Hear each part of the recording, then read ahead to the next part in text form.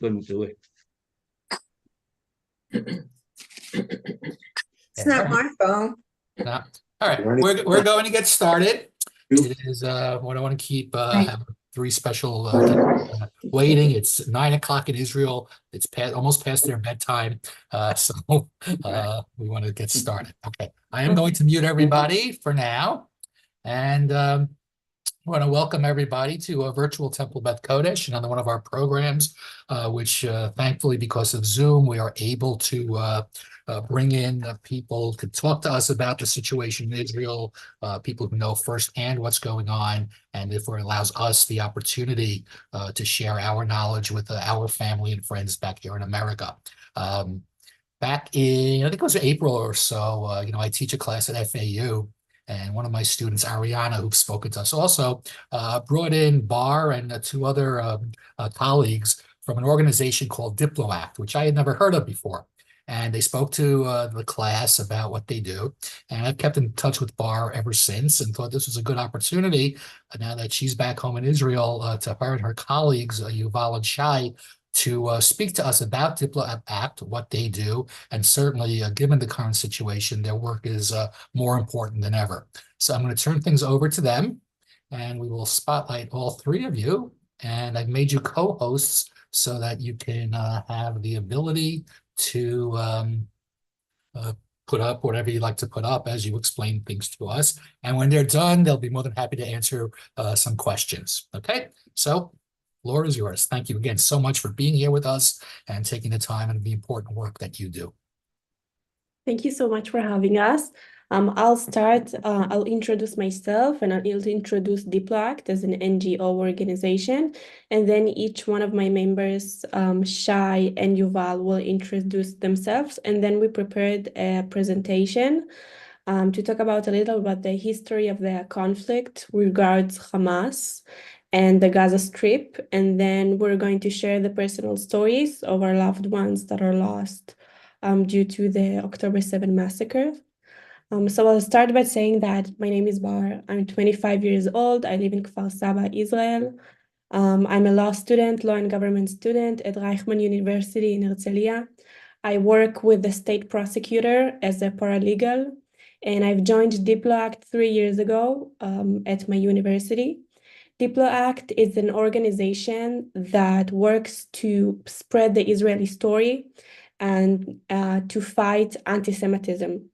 So Diplo Act has, it's like a program that works around universities in Israel. And there's students that come to this program, and after a year of training, they go abroad to universities and spread the Israeli stories, especially on campuses around the US.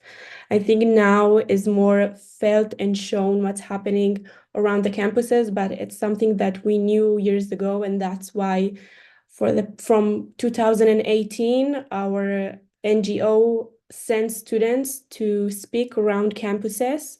Sometimes it is to battle the apartheid weeks, the Israeli apartheid weeks, but mostly to speak with students as a student to a student, to speak about Israel, about the conflict, and try to engage a conversation that will be way peaceful, because we're not representing of Israel as a government, rather than individual students that come to speak with other students. And when the war broke, we flew to United States. We've been to NYU, we've been to UPenn, we've been to Harvard, we've been to Boston University, and to Brandeis and other communities.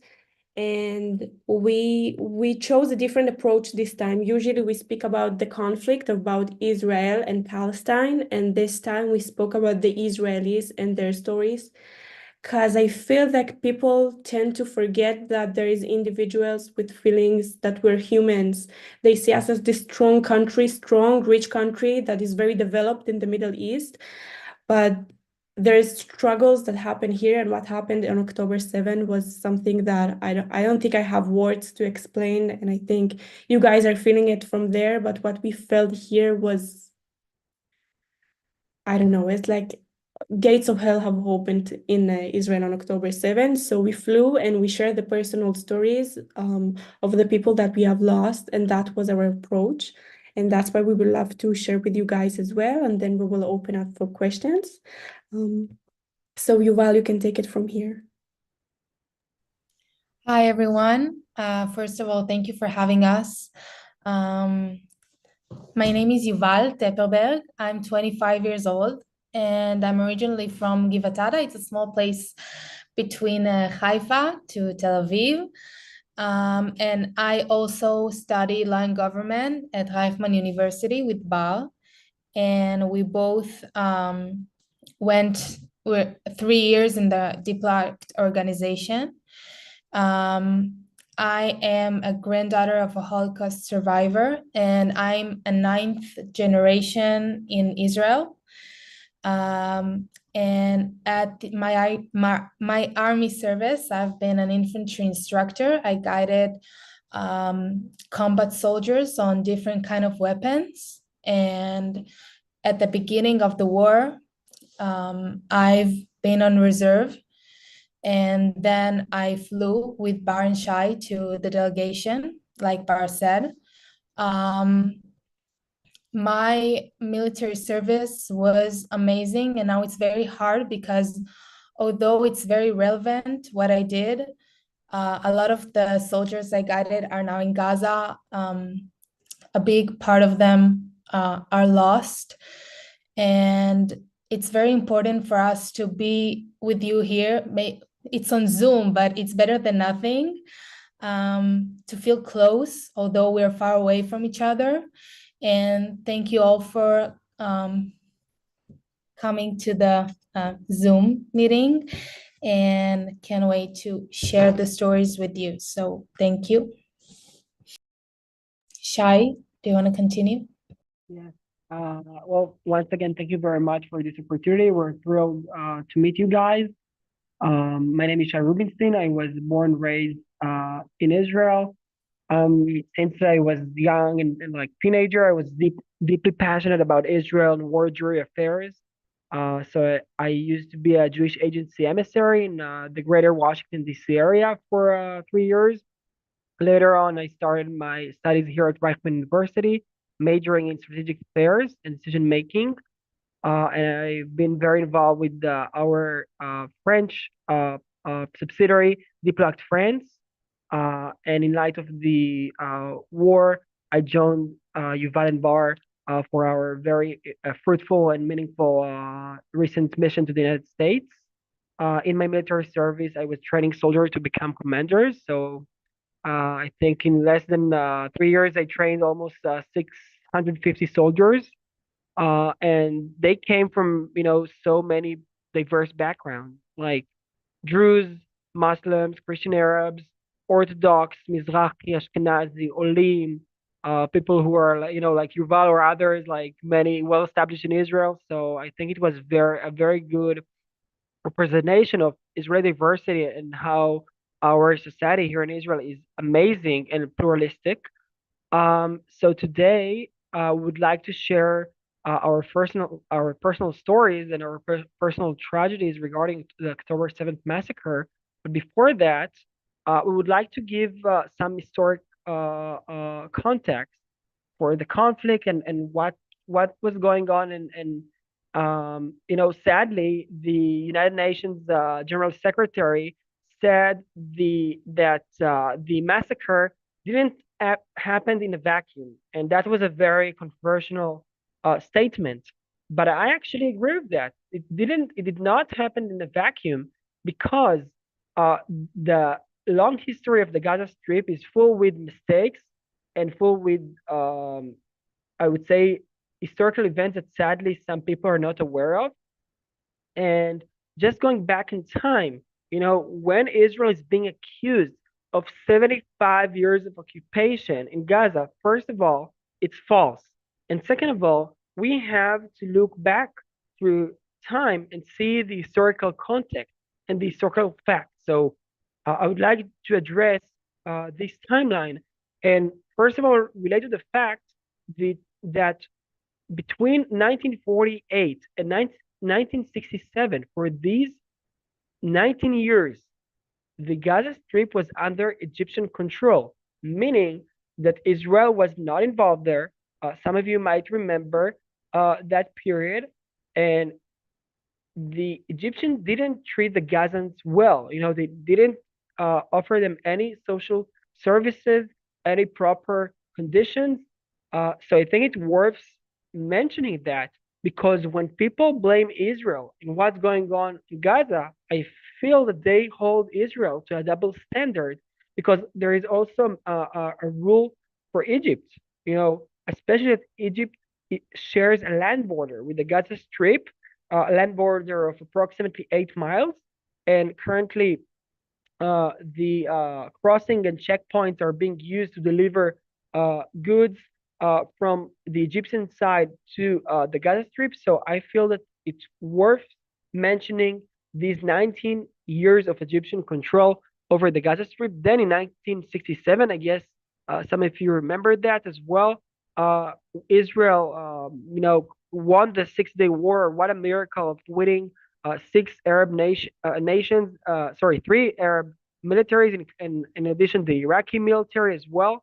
So four Arab armies within 6 days. So it was a remarkable victory. But sadly, major part of the Arab-Israeli conflict is actually, I would say, engaged in the consequences and the aftermath of the 1967 Six-Day War, meaning that in this present day, we live the aftermath and the result of that war.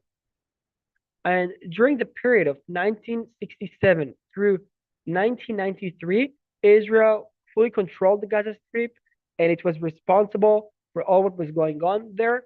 On the good side, Israel developed some infrastructures there.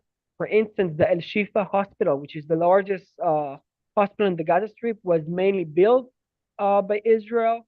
Even its shelter that used to be the headquarters of Hamas prior to October 7th was actually built by Israel to protect the civilians.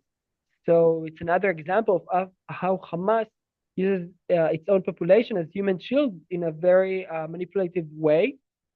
Then, following the Oslo Accords, Israel gave back Gaza. So people sometimes are confused and say, we gave back Gaza in 2005. However, when you follow the Oslo agreements and the events following these agreements, Israel gave back Gaza in 1993. Approximately 80% of the Gaza Strip was given back to the Palestinians and was run by the Palestinian Authority, then headed by Yasser Arafat, that sadly was heavily involved with terrorism. And then in 2000, Hamas launched the first ever rocket at Israeli citizens.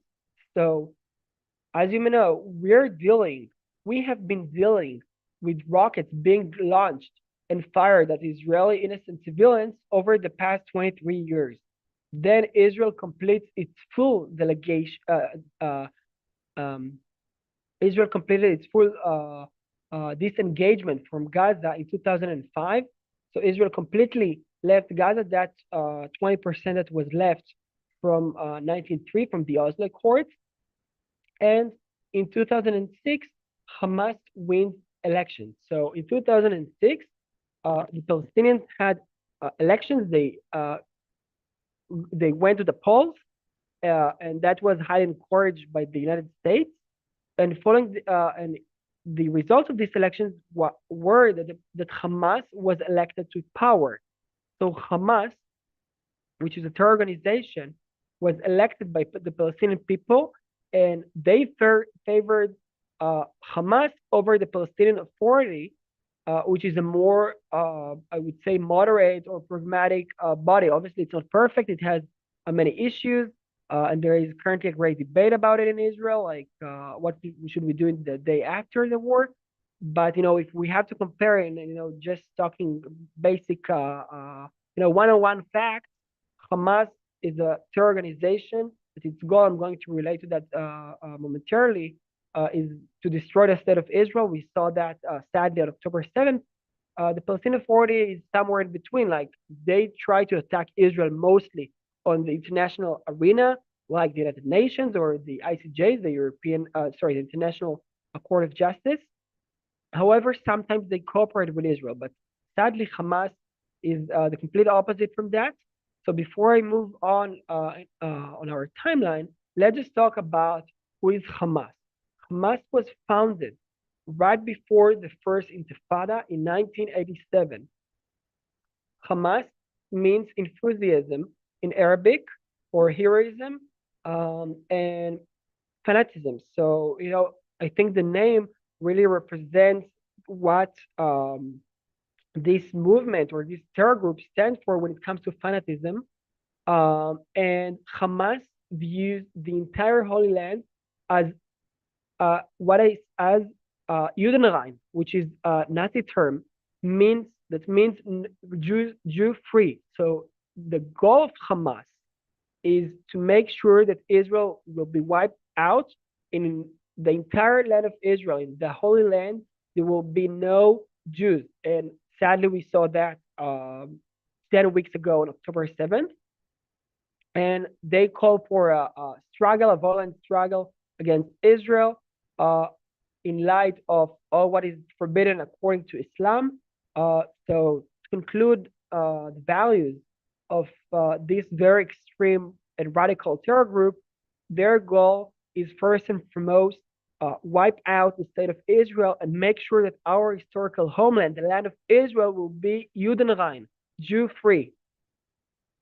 Now, I think it's very interesting to look at the two founding documents of each entity. On the right hand, we have Hamas.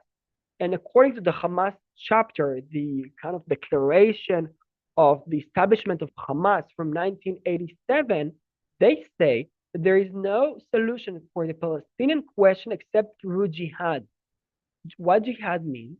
It means that everything has to happen according to radical Muslim laws. So we're experiencing here a very radical branch of Islam. Even moderate Muslims, according to Hamas, are subject to punishment or even death. And we saw that on October 7th, Hamas did not only attack Israeli Jews, Hamas attacked non-Israelis, including Christians and tourists, and even Palestinians from East Jerusalem and the West Bank, as well as the Bedouin communities who are Muslims. So we see that meaning, the deep fundamental fanatism of jihad, of killing, murdering, and being extremely brutal against everyone and anyone who is not, I would say, acting according to their radical values. And I think this is something that the world is sadly missing. People are not fully aware what we're dealing with, this fanatism and radicalism. And this is the opposite of our beloved country, of Israel. As you can see on the left side, is Israel's Declaration of Independence from May 14th, 1948. I think, it's one of the most brilliant Jewish texts that were ever written. And in my view, it's one of the most clear guidelines of our country as democratic and Jewish state. And as you can see here, the state of Israel extends its hands to all neighboring states and their people in an effort for peace and good neighborhood. So that means that our goal as Israelis is to integrate in the Middle East, to be part of the Middle East, to be included. And as you can see from our day one here in Israel, we're looking for peace. We have made peace in 1979 with Egypt. And at that time, it was our greatest enemy. Sometimes people compare this current conflict or current war to the Yom Kippur War. I never forget about my grandfather's story. He was fighting in the Yom Kippur War for 6 months in the Syrian front, and 5 years after that war, we've made peace with our number one enemy at that time, Egypt. Then we made peace with Jordan, and recently in 2020, Israel signed 4 peace agreements with 4 Arab Muslim nations: the United Arab Emirates, Bahrain, Sudan, and Morocco. So I feel that when we have to talk about this war, we have to highlight what are the values that stand behind each side of the conflict. Hamas, that sees only jihadism and radicalism and murdering everyone who is not acting to their vision, and Israel, that the only democratic and Jewish state in the world, and the only democratic society in that region, unstable region that is full with atrocities and conflicts and blood. And Israel is not perfect. I don't know any perfect country. I lived in three amazing countries: Israel, the United States, and France. Each one of these countries has great advantages, but none of them is perfect. I'm not familiar with any perfect country, but I truly believe that Israel is the best place to live, not only for Jews, but for Middle Easterns. I feel that the fact that even here on our campus at Reichman University, we have um, non-Jewish students. Some of them are Arab and Muslims, and from other minorities and Druze.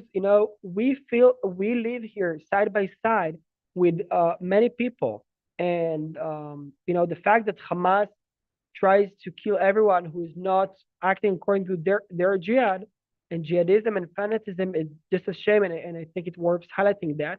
Fast forward, I'm going back to our timeline, and in 2007, only 1 year after the Palestinian elections, was when Hamas won, they wanted to make sure that they have no opposition left. So they launched the Gaza civil war. Again, the average person abroad is not aware of that, but Hamas uh, made sure that it has full control of the Gaza Strip, and it launched a series of attacks against the Palestinian Authority, killing their own people. Think about it.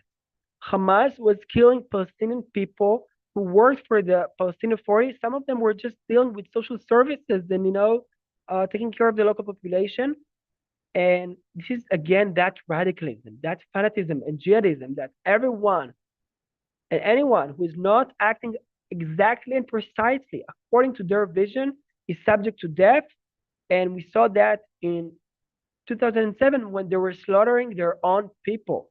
That's why I feel, and that's what we also try to highlight, is that this war is against Hamas, not against the Palestinians. And I think it's also a Palestinian interest of getting rid of Hamas, because look where Hamas is leading the people of Palestine and the people of Gaza. Now, fast forward, Hamas kept firing rockets, as we mentioned, since 2000.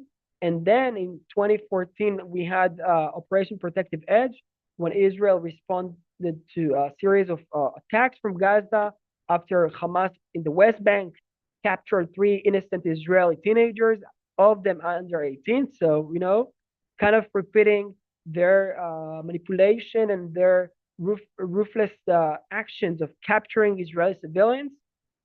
Then Hamas, speaking of manipulation, tried to use its own population as human shield and encourage the local Gaza population to approach the Israel-Gaza border with the goal of creating chaos and provocation. And I mentioned the Abraham Accords, when Israel made 4 peace agreements. And 2 years ago, in 2021, we had an 11-day conflict with Hamas. During this operation, more than 6,000 rockets were fired at innocent Israeli citizens. We see that all again, the same product of targeting innocent Israelis and using their own population as human shield. So to conclude that, and putting, an important, I would say, conclusion to that historical timeline, I think that Hamas commits a double war crime. First and foremost, it targets innocent Israeli soldier, innocent Israeli civilians, sorry. It captures them and murders them, and in some cases, some very unfortunate cases, innocent Israeli women were raped by Hamas and other sexual violence. And at the same time, Hamas uses its own population as human shield. So this is another war crime that Hamas commits, and sadly, the international community in several cases is completely blind to what's going on about that. And we saw the horrific results of the October 7th massacre. So that's the historical part. And now I would invite Bar to touch more to lead us to more the personal part, or dear friends and beloved ones that were sadly murdered on the October 7th massacre. So thank you, Shai, for educating us about the historical part of the conflict. I think that October 7 has touched each and one of us. Israel is a really small country, and we all know someone who knows someone. So at the end of the day, we felt as we're all grieving for people that we know, or that we know someone of we know. And I think in general, Am Israel, always Shai say ערבים זה לזה, but we are עם אחד, and we feel like, I think those days especially, we feel like we're really united and we're all brothers and sisters, and you can feel that in the air. It's a sense of magic, which is strange to feel after what happened. But I think there is an achdut, you say in Hebrew, in Am Israel, which is amazing to see, and it's made me feel like I'm so lucky to be born to be Jewish, to be born to be a part of Am Israel, and you can feel it those days. When October 7 started, they started the rockets, and there was a party, a Nova Party festival that was taken apart in the south of Israel. And those people who went to those parties are people my age, Yuval's age, Shai age. So we all lost friends at that party, and we wanted to share their stories and to put names behind those numbers, because the numbers are rising up of the people who were murdered at October 7th, and it's really important to hear the stories behind those numbers. So we will each like to share about a story of our friends, and Yuval will start, and then I'll take it from there, and then Shai.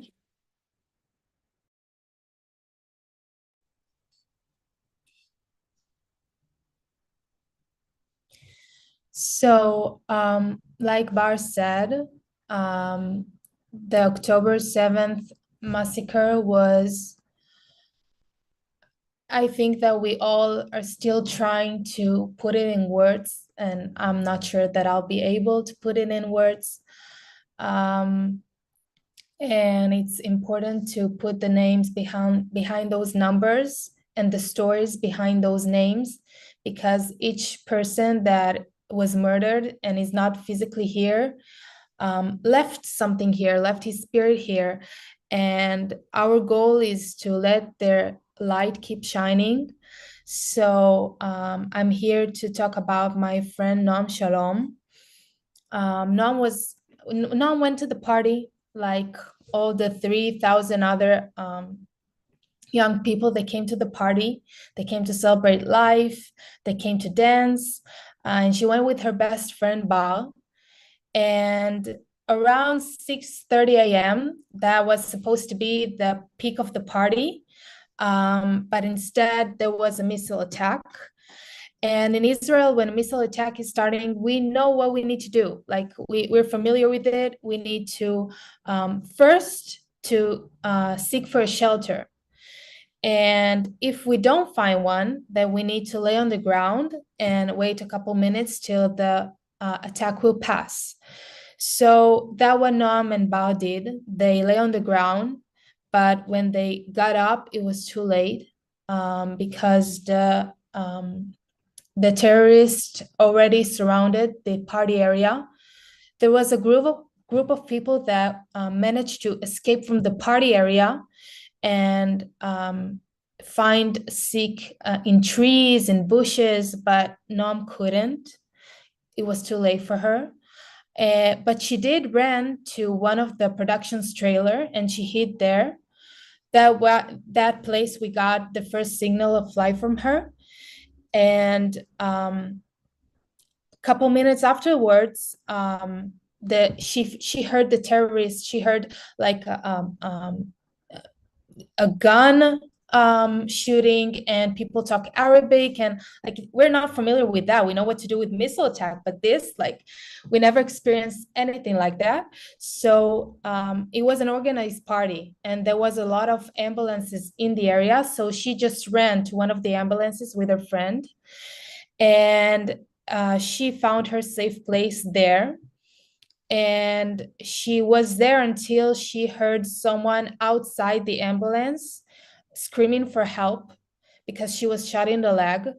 And at her military service, Nom was a paramedic, so she knew what she needs to do, and she wanted to help this girl.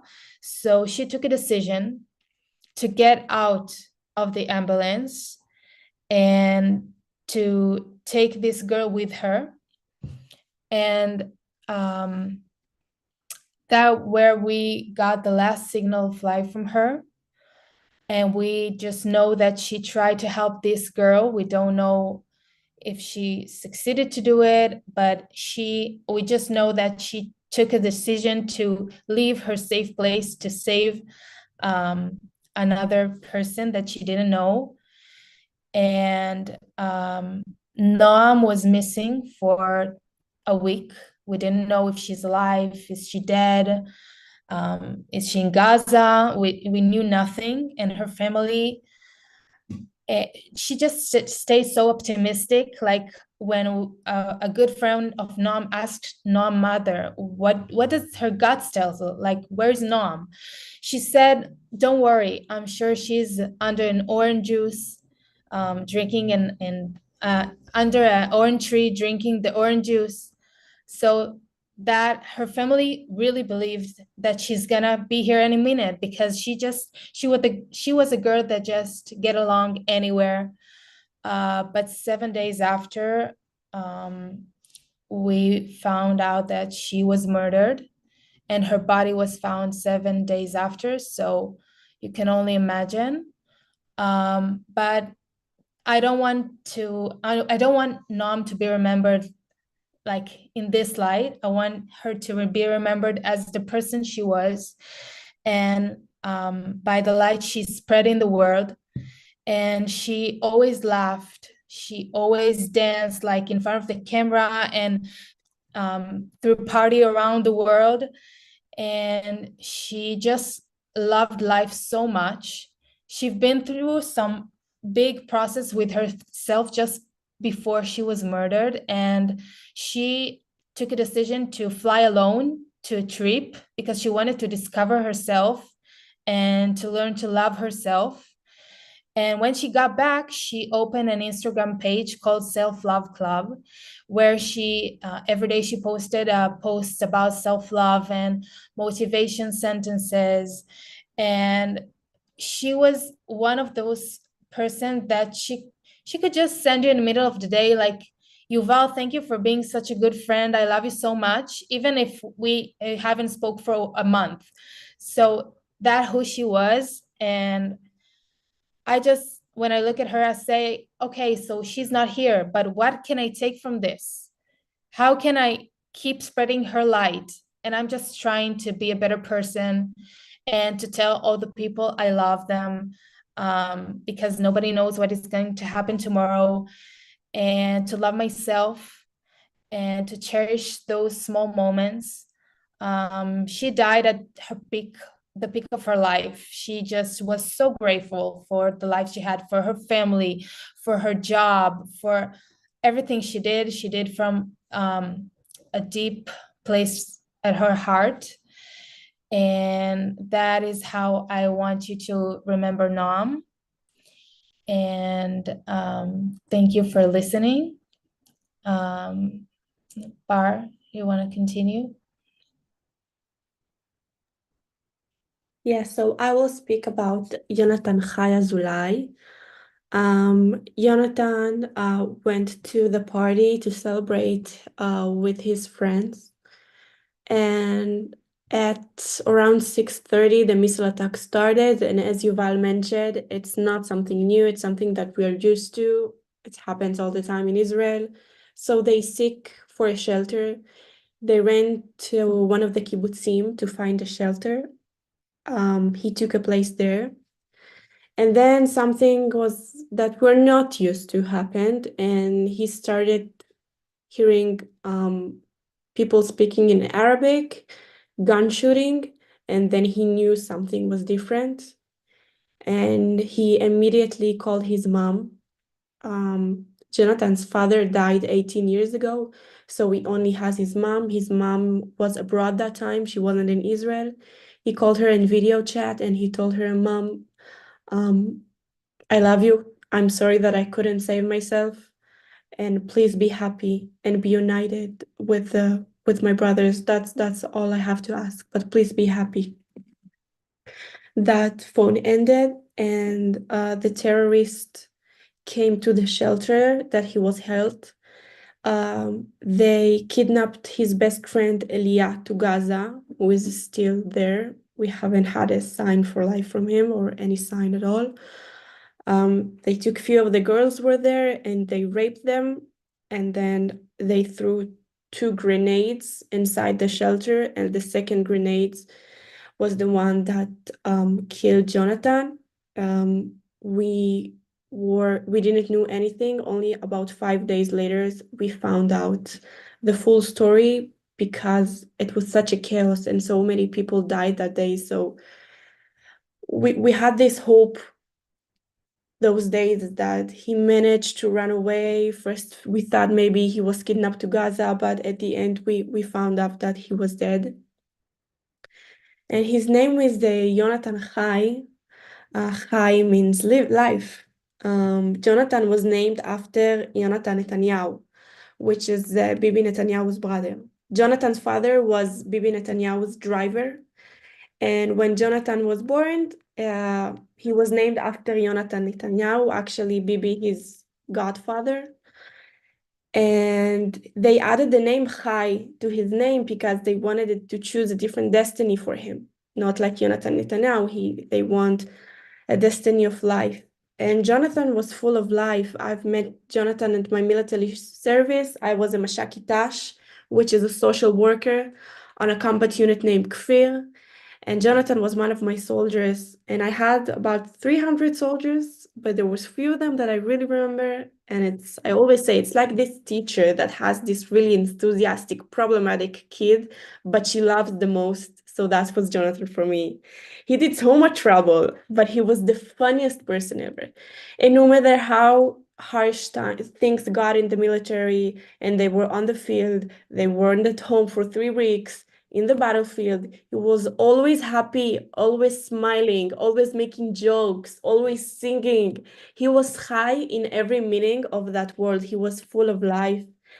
And he was one to remember. And he always used to say that happiness is the root of the blessing. And it's something that I think we should all take from that, even if as happiness seems to be thousands of miles away from us those days, I think that happiness is the root of the blessing. And although we are in a really dark time in the Jewish history, after the darkness, the lights always come. And we need to remember that the light is about to come. We just celebrated Hanukkah. So we're hoping for miracles. We're hoping for Elia to come back. And the miracle that happened to Jonathan's family is that there's a rabbi who came to the Shiva to speak with Jonathan's family. And he asked them, what is Jonathan wish? What did he wish in life? And they said he always wanted to have a Sefer Torah, which is a Torah scroll, named after his father that died, but they could not afford it. His mother is a single mother who raised 5 children by herself. And he said, okay. And then he called them and he said, on Monday, we're bringing two Sefer Torah, two Torah scrolls, one of the name of Jonathan Chai and one in the name of Jacob, his father.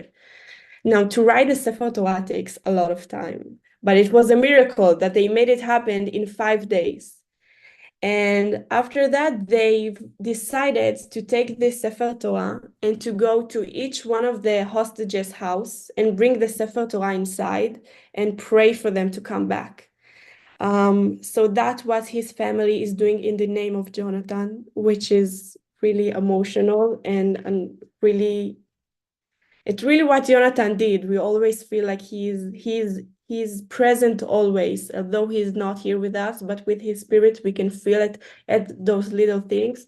So what I would like to spread and to take with me and for you guys to take with you is that happiness is the root of the blessing, and that's what we need to remember in the name of Jonathan. And I think Shai will take it from here.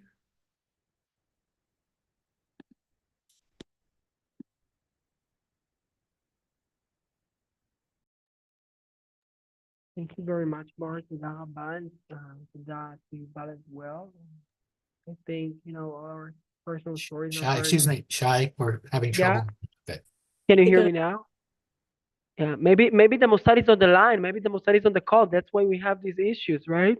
The Israeli Mossad is listening.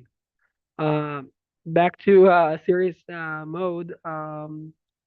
I feel that our personal stories are very touching, and as both Yuval and Bar mentioned, they make these numbers that we see and all these facts into a reality and into a personal tragedy. And now I would like to share my personal loss as I lost my friend Omri Ram. Actually, I feel very emotional right now because I'm on campus at Reichman University, and this is where Omri and I met.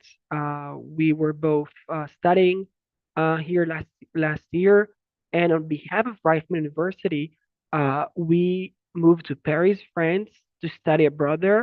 So we took a semester abroad, and it was a very I would say unforgettable experience for both of us. I remember having my very first Shabbat in Paris with Omri, and he was always smiling, always happy, and I really miss his presence. Especially I really appreciate that he was always looking on the bright side of life, always positive, and he was truly a mensch. I remember when each time I saw him, whether on campus in Paris or, just like hanging out, in our group of Israeli friends, I was always asking him, like, where should I go out? And, what are the best restaurants? So he was like the go-to person in Paris, where to hang out and where, to have fun. And I really feel sad about the gap between last year's reality that we had such a lovely time in Paris. It was so meaningful, especially for Omri because it was his first experience abroad, like living abroad for the first time. And his family has a very special connection to the city of Paris because is where his father um, proposed to his mom, and and I remember when his parents came to Paris, and he was so excited. So I just feel very frustrated and sad about this year's reality that we sadly don't have Omri versus last year that he was kind of the go-to person in Paris and was so happy to be there and enjoy every single moment there. Um, so this is kind of very sad because Omri, like um, Noam Shalom and Yonatan Chai Azulai, they all went to the Nova Festival to cheer and have fun and celebrate peace and love. And while they were celebrating peace and love, Hamas stopped the music. They stopped the party and started murdering and slaughtering everyone and celebrating death and murdering innocent people. So Omri was murdered there. He was trying to escape the party, but he was shot. And he was actually one of the very first innocent participants of the party that were murdered by Hamas. He was driving his car with his two childhood friends, trying to escape. They were all shot by Hamas. Omri was the first one, and I remember when I visited his family before our mission, prior to our mission to the United States. I told them that I feel so sorry to meet them in these under these horrible circumstances, and they told me that he was shot in his heart. So he had a big heart, a heart that accommodated everyone, that could accommodate everyone, and he was such a lovely person. And I just feel very sad that we lost such a great guy. And he had a girlfriend, Tal, who's pictured here in the bottom. She just had a birthday last week, and I called her. And obviously, her life will never look the same. I do want to say that meeting Omri's family was very meaningful to me. I met them after I was in Paris. So when the war broke out, I was on a scheduled mission to Paris with our organization, with Diplo Act France, which is our French subsidiary. And I learned about his death while being in Paris, and I decided that I cannot stay silent about it. I decided to do something and turn my personal tragedy and my personal, I would say, shock and sadness into activism. So I reached out to the local Jewish Student Union.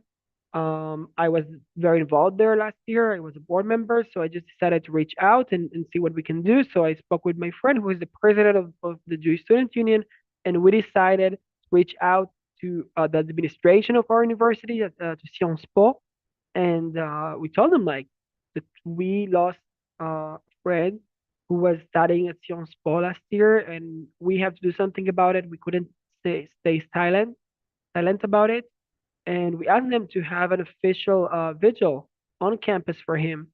Now, I'm not sure how familiar you are with French universities, but Sciences Po is like somewhere between UPenn, Harvard, and NYU, all these campuses that we visited recently on our mission, and all of them are big supporters of Israel, right? All of them lovers of Zion. So Sciences Po is like the same, probably on the same level.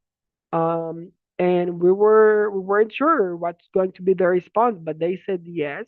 So we had an official vigil and memorial for him on campus, and it was very fulfilling and touching and meaningful, especially that our school's president spoke and the vice president, and I just try to to kind of give some personal remarks and trying to describe who was he. um, and following that very meaningful experience, I met his family.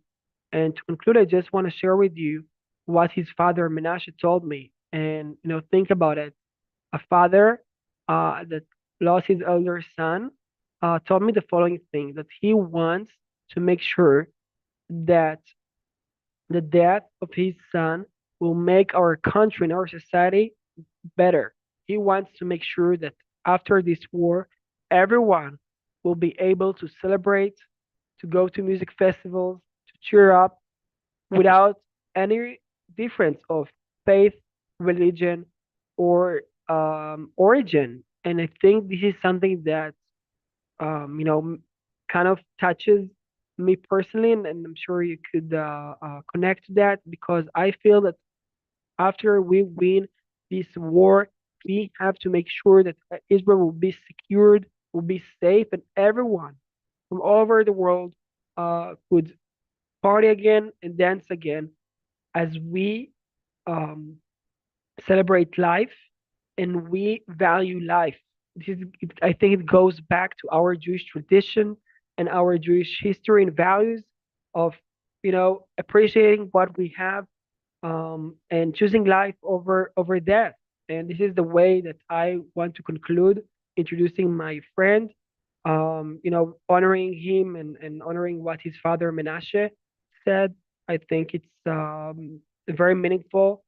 And I just hope and following Bar and Yuval's stories and tragedies, that will have some better days ahead. And that's why we need you, because we as Jewish people, we're family. We need each other. And as Bar said, Kol Israel Arevim ze baze, all Jews are responsible for one another.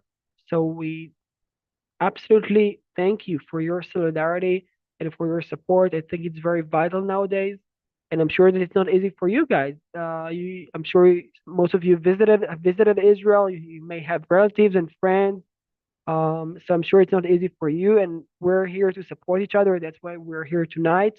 So we thank you very much for this opportunity to introduce our friends, to honor them, and may their memory be a blessing, as well as all the other innocent civilians and hero soldiers that are dead in under these very harsh circumstances. So thank you very much, and toda rabba. Bar, I'm turning it back to you. Actually, before we go back to Bar, Shai and Yuval and Bar, thank you so much for the presentation, for sharing your stories. It's so important. I just want to, before we continue, I just want to touch on one thing. You just said it, Shai, and Bar now said it earlier, and it is the concept of Achdut. And we want you to know in Israel that you have a lot of Achdut here in America, certainly in our congregation here in South Florida.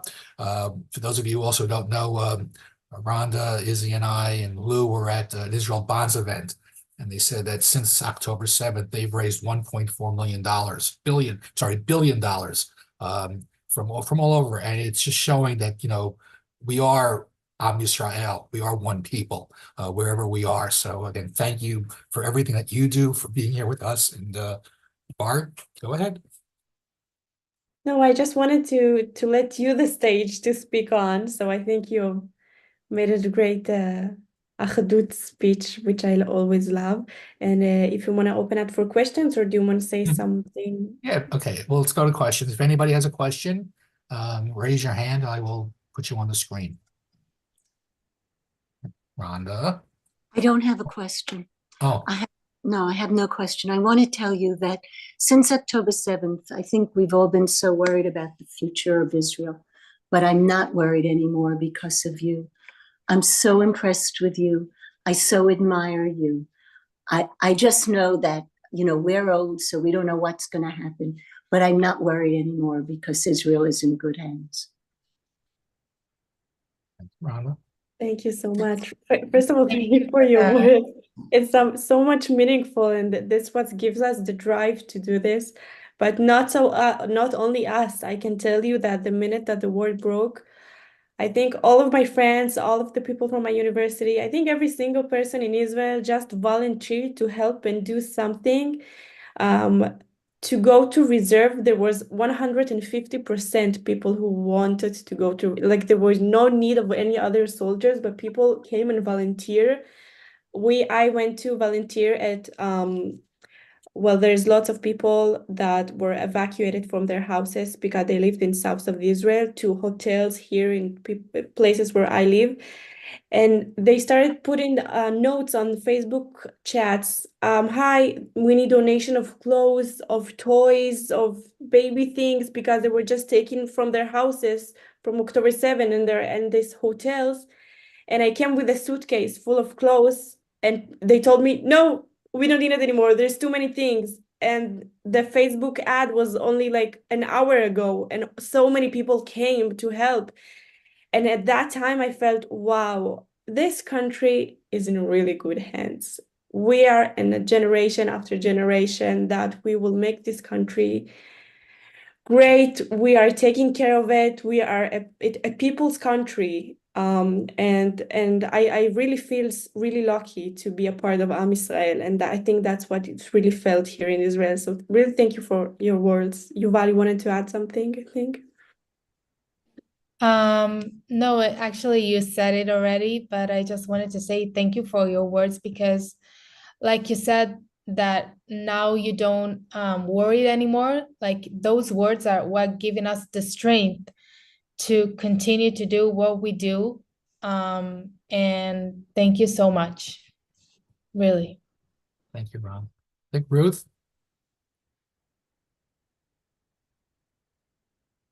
You're muted. Actually, I just want to say the same thing Rhonda did, that I found the three of you amazing.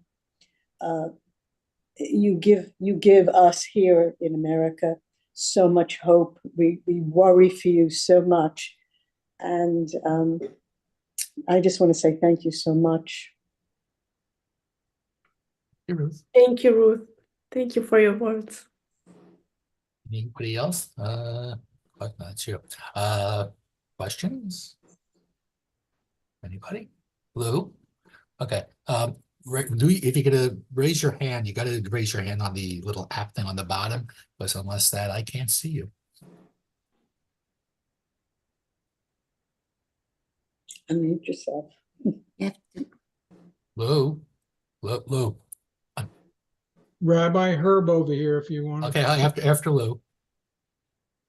Okay. Lou, you're on mute. If you can unmute the chat, and then we can hear you. There you go. There I am. I want to thank Rhonda for putting into words that I believe everybody who is watching believes. And she said it better than I could at all. But my question is, you had visited the schools that we hear reports from the schools, and they're not very good reports. What was your impression in actually talking with the students at the three schools? And is there hope to change their ideas about what's going on? So I would like to share a story. Bao and Shai know this story because that's something, this story is what given me hope and the motivation to keep going to delegation and do what I do. At the last delegation at the US, we went at UPenn, to UPenn, and we did tabling there. And that was really rough because there was a lot of students that went through and yelled at us and spit next to us. And it was like, I was very frustrated from the situation because no one really wanted to talk. But then we decided to change the attitude. And I got to a conversation with someone that just went by and started screaming at me that I kill babies and all those things. And usually I would not even try to speak with this person because it seems like what do I get from this? He's not really one to listen. But somehow I managed to stay calm. And I looked at him and I said, okay, like, I'm listening. What do you want to say? And he just kept yelling all of those things. And I just looked at him and said, where did you get that information? So from those questions, we got to a conversation of an hour and a half. And he told me that his family is from Iran and that he heard and grew on a lot of information that we discussed about, and I showed him that it was wrong. Like we were talking facts, like literally facts, and he apologized. And at the end of those hour and a half conversation, I invited him. At the same evening, we were supposed to have an event with a Jewish student at UPenn, and I have invited him to come if he will want to hear the story from a different perspective, the question from the Jewish students. And he came. And every time I remember this experience, like that's what given me hope, because even like we are usually going to campuses and talking with students. And I always say, like, if each one of us will be managed to reach this one student, this one person, and this one person goes to another person, like that what gives me hopes, because we can't talk with anyone. There are people that don't want to listen, and that's okay. It's their problem. Like, I'm not trying to talk with the people that don't want to listen, but if we put a little bit more effort, it showed me that it's possible. And like that's the hope for me to the change that I want to see. Because if I manage to reach this one Iranian student that screamed at me that I kill babies, that I think that there is hope even in those situations. Thank you. Thank you, Lou. I thank you so much. Herb? Thank you. The question I have, and I think this is a societal problem in Israel, you're surrounded by some pretty nasty people, whether it's Hezbollah in the north, the PLO in the West Bank, or Gaza in the south. Why isn't the Israeli citizenry armed? Not the soldiers, but the rest of the citizenry. They could have fought back if they had weapons. You're in a bad neighborhood. What happened? Well, first of all, in Israel, which is a bit different from the US, we don't have the right to bear arms. So in order to a citizen to have 1,400 weapons, people died without that right. yeah, I know, but in order to have a weapon, you have to seek for special permission, and it's only if you have had a special military service and it had lots of documents, and I think that in special areas like in the West Bank, most of the people there have, well, I have friends who lives in West Bank, and each house has a weapon. I mean, it's something that is really common because it's a problematic area. But in the kibbutzim or in the other cities inside of Israel, it's not what happened in October 7 have surprised us all. It's not something that we couldn't imagine. We have never, not in our wildest dream, we thought that they're gonna get inside our houses. And I think the whole perspective in Israel has changed. And from that day, they have let a permission for people to bear arms just for an interview and the cell phone. So right now, things have changed. And I think that lots of things are going to be changed in Israel regarding the security and the army and everything. I think the laws are going to change because we didn't know that this monster is on our border. I didn't think we've ever imagined that things like that happened. The people who lived in the kibbutzim lived there from an ideology of living in peace with the Palestinians. Most of them have helped Palestinians, drove their children to the hospitals. They did not even imagine that things like that could occur. I didn't think that really, since I thought that the Holocaust was the dark time in our history of me as a person that I can remember from the stories, and all of a sudden October 7 shifted to a whole other level. So I think that was the reason. We were all surprised, and I think there's lots of questions that needs to be answered regarding the military, the Shabak, the Malal, the government, and we will demand those answers, but after we will win this war. Thank you. Thank you, Herb. Rabbi, Yes, Izzy. I just want to reinforce what Rhonda was saying before. Before October 7th, we were visited by shalichas who were in our Palm Beach area. And after we heard them and after we listened to the things that they're doing, we said the same thing, that they are amazing. And we felt the future is in wonderful hands because of that. And now we have you here, and it just continues to reinforce that same thought that we have. And it just boggles my mind. Here you are, 3 young people, and yet you have been training and leading troops already. You have gone to the United States, and as you've all said, in not necessarily the most friendly college situations, and are doing all these things. So I just want to echo what Rhonda says, that the future is bright because of you. And I think all credit goes to Israel for creating that kind of atmosphere, for creating that kind of environment where young men and women like you will guarantee the success in the future for Israel. Thank you. Thank you for your kind words. Thank you. Okay. All right, I have two last questions. Okay. And it's along the lines of what is around there people have been saying, and that is, talk about the future. What do you want to do when you grow up? Yuval smiles at me because I'm a law student and I came to study law because I was sure that I was gonna be a lawyer. And my dream was to work with the state prosecutor where I work right now.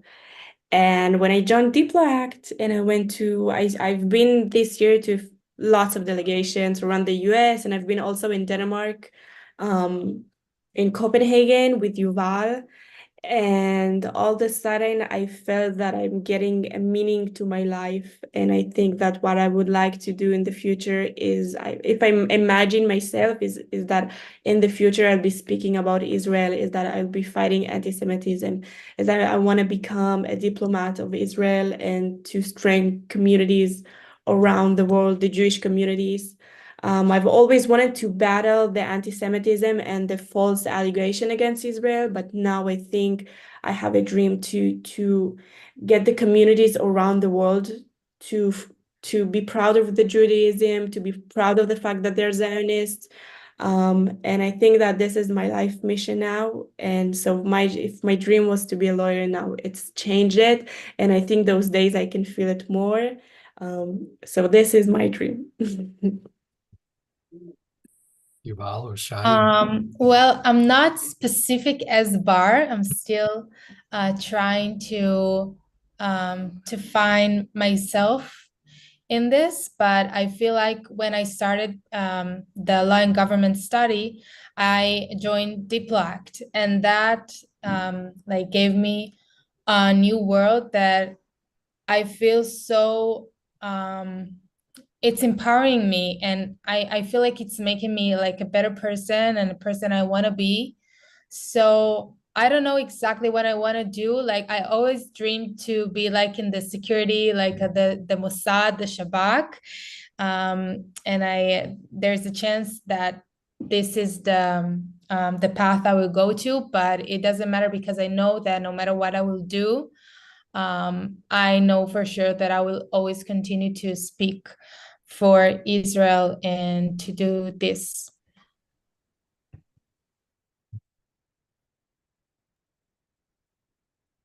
I'm going to surprise you. I want to keep serving our country. I think as Jews, and Israeli Jews, we have to be very responsible for our country, not taking it for granted. Um, I was actually thinking, in light of the war, to go back to the military or, be involved, um, with security, with national security, which is the core of my degree here at Franklin University. So I think when it comes to your very nice question, both following what Yuval and Bar said, great minds think alike, right?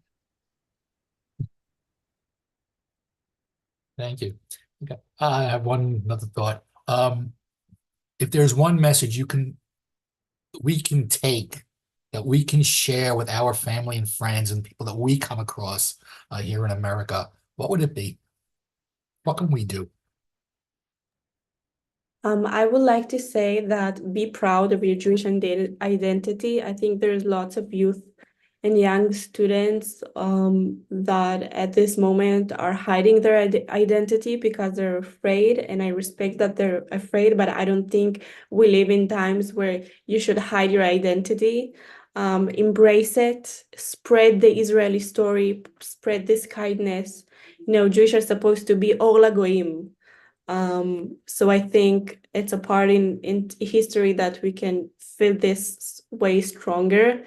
So kind of be really proud and spread these stories. I know that you can go, there's a website, I can send it to you later, where you can see all the people that we have lost, and there is so many, and you can just click and light a candle for them.